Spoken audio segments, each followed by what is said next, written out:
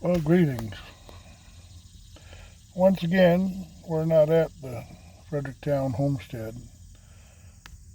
Although this is all part of the Fredericktown Homestead, my haul in the Amish, I brought up a boy and his brothers and his brother-in-law and his wife and two others. I had to pull a load on the way up. And he's selling number 166 here this morning. Well, this morning. It'll be this afternoon by the time it sells. I've been in there watching.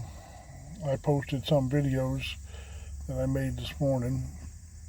It's been interesting. It's fun to look at the different hats and to try and figure out where people are from. I made a couple of stabs this morning, and both times I made a stab, I was wrong.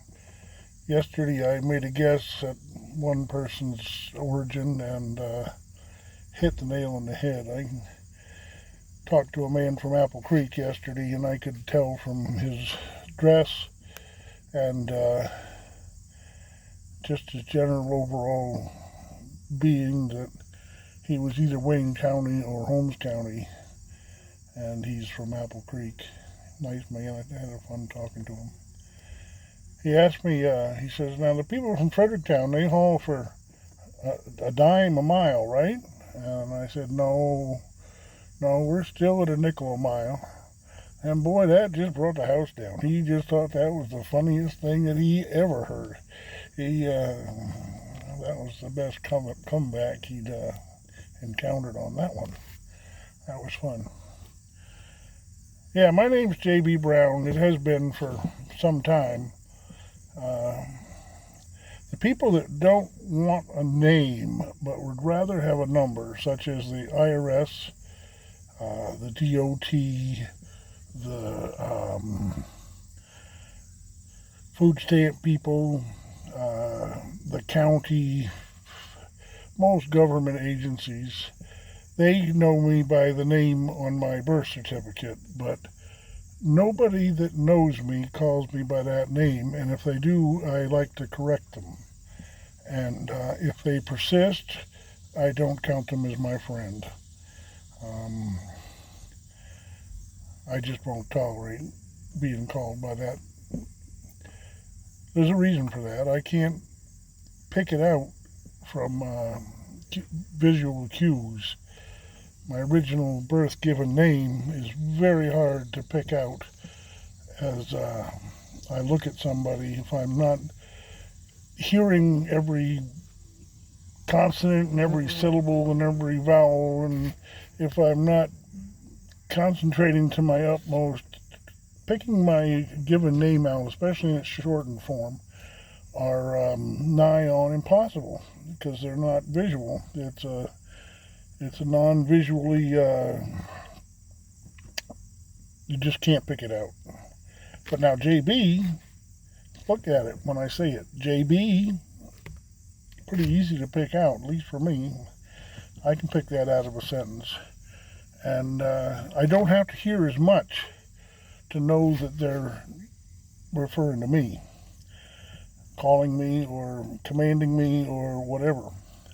So my name is J.B. Brown, but most recently I've been called Mr. Brown, and I get a big chuckle out of that because Justin Rhodes calls Gideon Mr. Brown, and Gideon is pretty much the star of the Justin Rhodes channel.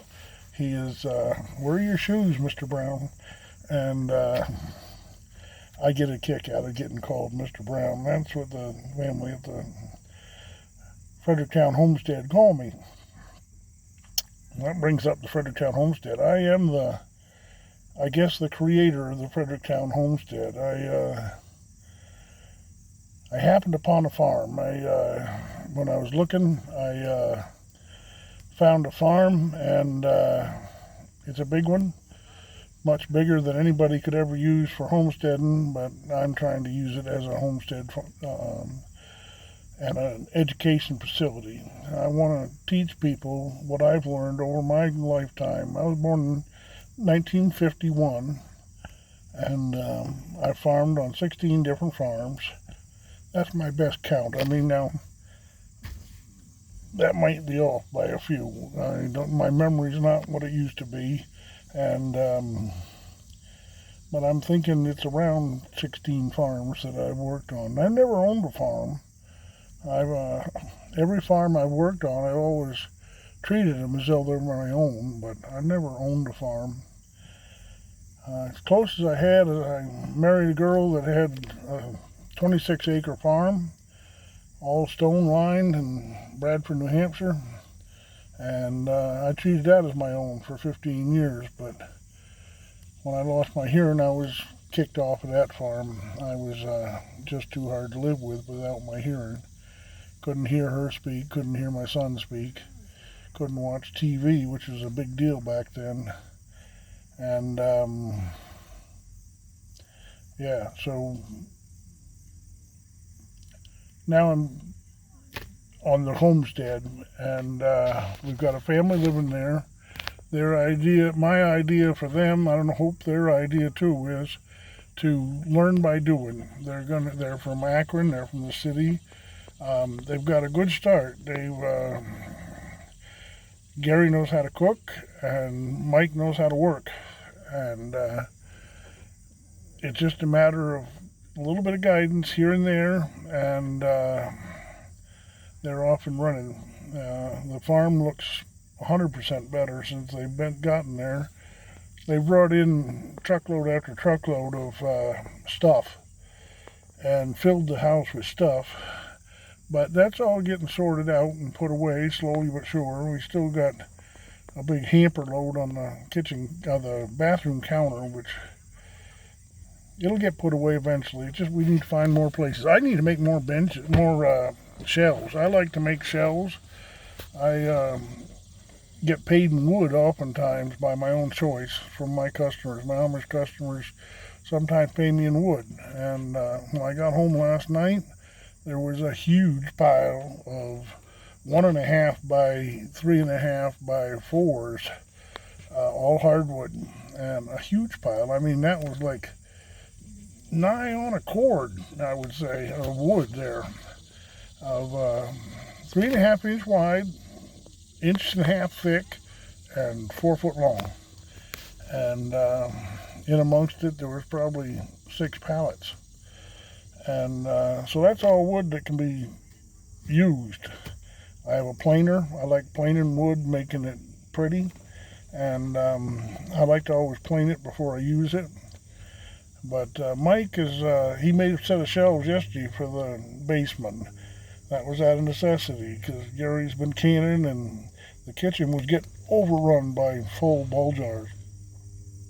So he made his first set of shelves yesterday, and he kind of followed my pattern, sort of. And so we got a shelf full of canned goods downstairs. Hopefully it hasn't collapsed. He didn't put any diagonals in it, so. But I gave him a hint on that this morning on my YouTube comments. You'll see that video if you're following our videos. Yeah, YouTube, you see, is a way that I'm teaching that family. They're learning, and they're doing it one-on-one. They're doing it at the farm. But my idea of YouTube is that thousands can learn from what we're doing. We don't do everything right. I make mistakes. I'm opinionated. I'm old. But if people will watch us, if people will subscribe and like our videos to get it out there to more people, then we can help other people learn the old ways. I learned from a guy born in 1896, Archie Morse, and from his cohorts, which were also born before 1900, in the 1890s and 1880s. Cliff Beasley was born in 1889, if I remember right, and I drove his livestock truck for 9 years up to the auction every week on Monday. So I got to know Cliff pretty well. Well, I didn't drive with him for 9 years because he gave it up after about 4 years, I think it was. And then I was on my own. But still, I learned from him, from my customers back then. I'd stop at all the farms, all the homesteads, if you were, but they didn't call them homesteads back then. We didn't have telephones. Cell phones. We didn't have computers. We didn't have GPS. And we didn't have YouTube. And we didn't have homesteads. Homesteads were a thing out of the colonial days or post-colonial days when you got the land if you stayed there long enough and worked it and lived on it. Well, that's not the case with our homestead. We'll never own it. But we owned it from the day we got there in every sense but the monetary sense, I guess. I can't sell it. I don't own it. But it's mine to do with as I see fit and to improve and prosper from, to grow my own food, to, in the modern day sense, the word is homestead. And but it'll never be mine. And that brings me to another thing. We're in the middle of an Amish community, and a lot of people are curious about the Amish community. I am. After 8 years of being there, I'm still curious about the Amish community. I deal mostly with the Amish. I dress somewhat Amish-like, although I wear an orange shirt to differentiate myself. I'm not Amish. I never will be Amish. But, much like the land and treating it as my own, I try and act as though I am Amish. I try not to use profanity. I try to use hat etiquette. I dress my own method of plainness. And I was asked overnight, can somebody that's not Amish become Amish? And I'm kind of answering that now. You can't become Amish because you'll never have the family. And that's a big part of what Amishness is today. But you can act like an Amishman. You can act like an Amish lady. You can live among the community. You can associate mostly with Amish. That's a part of being Amish, is associating mostly with the Amish, not with the English. Dropping your English friends and associating with the Amish. That's a part of it. And that's a part you can do. You can be among the Amish, live among the Amish, work among the Amish, as I do. But you'll never be Amish. I'll never be Amish. You can't become Amish. The one maybe loophole in that is you could maybe, but not probably, get married into it. And then you'd have a family.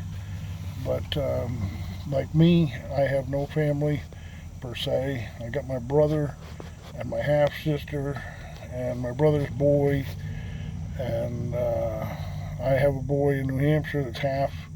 Well, he's not biologically mine, but he was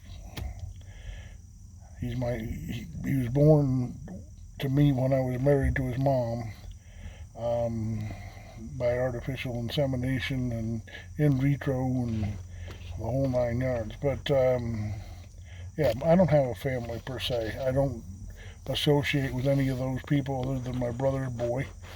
I do talk to him every chance I get on Facebook and in person. But he's not Amish. But hey, now he married a girl that's got Mennonite Amish heritage. So there you go. But yeah, I'm not Amish. I never will be Amish. I don't own the farm. I never will own the farm, but the farm is mine. And on the Amish side, I'm not Amish, but I am a part of the Fredericktown Amish community. I'm part of the Ohio Amish community, actually, because most communities I go to, people recognize me or my van and I'm a part of them. So, yeah, I kind of enjoy talking into the camera like this. I hope you don't mind it. That's a way for me to express my thoughts. I'm used to writing out my thoughts, and I often do that. Look at my writings on my Facebook page. I usually post them there. If I could post them to YouTube somehow, I would, but there's no avenue for that. So you just have to find me on Facebook. And, well, I see I've gotten to 15 minutes or over. I guess I better break this one off. It's been fun talking to you this morning, this afternoon. I'm not sure what time it is. It's around lunchtime. We're up here at the Buckeye Dutch Harness and Driving Horse Sale. It's an annual Amish event. My tongue's getting twisted. And I've been up here I've been driving for 8 years, and I think I've been here probably 5 times. And I enjoy it. It's an all Amish event. There are very few Englishers here. The Englishers that are here are the ones that are selling horses to the Amish.